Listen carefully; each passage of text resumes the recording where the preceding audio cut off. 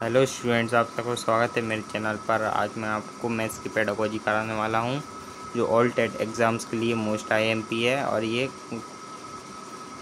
कई बार एग्ज़ाम्स में पूछी जा चुकी है। तो स्टूडेंट्स चलिए वीडियो स्टार्ट करते हैं। प्रश्न नंबर 1 क्या है? किसी विधि के अंतर्गत यह निर्धारित किया जाता है कि पूरे अध्याय में कितने शीर्षकों के अंतर्गत व कितने कलांशों व किन किन दिनों को पढ़ाना है। ऑप्शन हैं इसके: ए आगमन विधि, बी खोज विधि, सी निगमन विधि या डी इकाई योजना विधि। तो इसका राइट आंसर क्या हो जाएगा? ऑप्शन डी इकाई योजना विधि। अब नेक्स्ट क्वेश्चन है प्रश्न नंबर 2। आगमन विधि का एक प्रमुख दोष है। ऑप्शन हैं: ए ज्ञान अस्थायी होता है, बी ज्ञानार्जन बहुत धीमी गति से होता है, सी विषय नीरस हो जाता है या डी आत्मनिर्भरता कम हो जाती है। तो इसका राइट आंसर हो जाएगा ज्ञानार्जन बहुत धीमी गति से होता है। ठीक है। प्रश्न नंबर 3 संश्लेषण विधि के संदर्भ में कौन सा तथ्य गलत है। ऑप्शन है: ए यह एक वैज्ञानिक विधि है, बी यह रटने की विधि है, सी विश्लेषण में पहले प्रयुक्त होता है, डी इसमें समय व शक्ति दोनों कम लगते हैं। तो इसका राइट आंसर कौन सा हो जाएगा? सी विश्लेषण में पहले प्रयुक्त होता है। ठीक है। और प्रश्न नंबर 4 है निम्नलिखित में से कौन सी विधि तर्क प्रधान विधि है। तो इसका ऑप्शन देख लीजिए।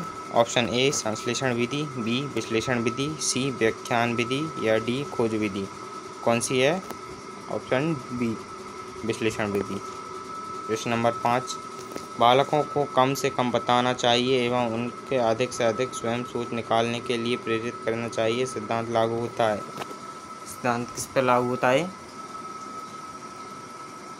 ये ऑप्शंस देख लीजिए। ए निगमन विधि, बी आगमन विधि, सी प्रोजेक्ट विधि या डी ह्यूमरिस्टिक विधि।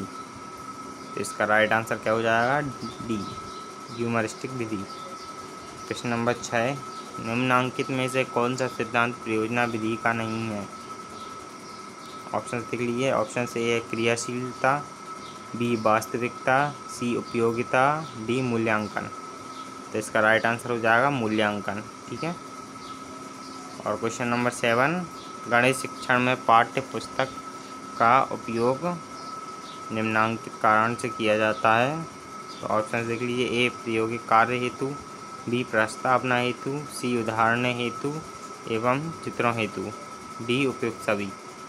तो इसका राइट आंसर हो जाएगा उपयुक्त सभी। प्रश्न नंबर 8 जिस विधि से पहले उदाहरण बाद में नियम बताए जाते हैं वह है। ऑप्शन है: ए निगमन विधि, बी आगमन विधि, सी समस्या विधि, डी ह्यूमरिस्टिक विधि। तो इसका राइट आंसर हो जाएगा ह्यूमरिस्टिक विधि। ठीक है। प्रश्न नंबर 9 उच्च प्राथमिक स्तर पर गणित के लिखित कार्य अधिकांश त्रुटियां संबंध रखती हैं। ऑप्शन देख लीजिए। ऑप्शन ए मूलभूत क्रियाओं से, बी एक एक नियम से, सी दशमलव भिन्न से, डी उपयुक्त सभी। तो इसका राइट आंसर हो जाएगा मूलभूत क्रियाओं से। ठीक है। प्रश्न नंबर 10 रेखा गणितीय आकृतियों के शिक्षण में सर्वप्रथम प्राप्त उद्देश्य होता है। ऑप्शन है: ए ज्ञानात्मक, बी अवबोधात्मक, सी अनुप्रयोगात्मक, डी कौशलात्मक। तो इसका राइट आंसर हो जाएगा कौशलात्मक। प्रश्न नंबर 11 वह विधि जो देखो सुनो समझो सिद्धांत पर आधारित है। ऑप्शन ए प्रदर्शन विधि, बी प्रयोगशाला विधि, सी विश्लेषणात्मक विधि या डी संश्लेषणात्मक विधि। तो इसका राइट आंसर हो जाएगा ए प्रदर्शन विधि। क्वेश्चन नंबर 12 क्रियात्मक पक्ष के शिक्षण उद्देश्यों का श्रेय किसे जाता है। ऑप्शन देख लीजिए। ऑप्शन ए मसीहा, बी क्रेथवॉल, सी सिम्पसन, डी ब्लूम। तो इसका राइट आंसर हो जाएगा सी सिम्पसन। प्रश्न नंबर 13 ज्ञानात्मक पक्ष के उद्देश्यों में सर्वाधिक योगदान किसने दिया। Option A Krathwohl, option B Skinner, C Simpson या डी ब्लूम। तो इसका राइट आंसर हो जाएगा ब्लूम।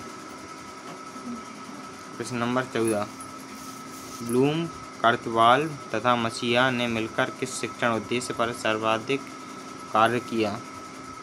ऑप्शन ए ज्ञानात्मक, बी भावात्मक, सी क्रियात्मक, डी चारित्रिकात्मक। तो इसका राइट आंसर क्या हो जाएगा? बी भावात्मक।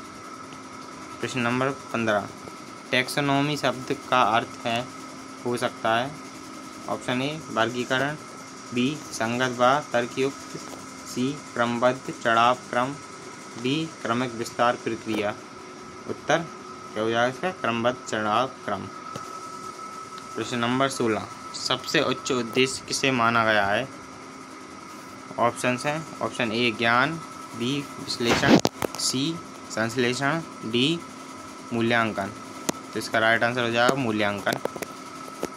और प्रश्न नंबर 17, बालक में स्वाभाविकरण की क्रिया किस पक्ष से जुड़ी हो सकती है?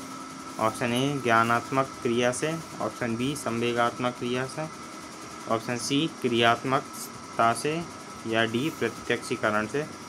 इसका राइट आंसर हो जाएगा प्रत्यक्षीकरण से।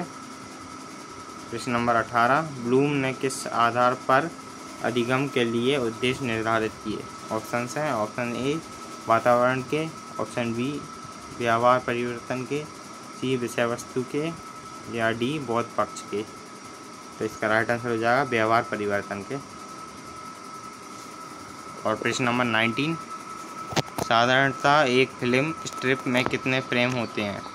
ऑप्शन ए 10 से 20, या बी 30 से 40, या सी 20 से 30, या डी 20 से 40। तो इसका राइट आंसर हो जाएगा 20 से 30। प्रश्न नंबर 20, त्रिभुज की रचना हेतु आवश्यक उपकरण सामग्री क्या होनी चाहिए? पहला ए कंपास, बी पैमाना, सी पेंसिल, या डी उपयुक्त सभी। तो इसका राइट आंसर हो जाएगा उपयुक्त सभी। तो स्टूडेंट आज की वीडियो में यहीं पर रुकता हूँ। अगली बार मैं फिर से आऊँगा नए क्वेश्चंस लेकर आपके लिए। Student please like and subscribe my channel for more videos and thank you for watching.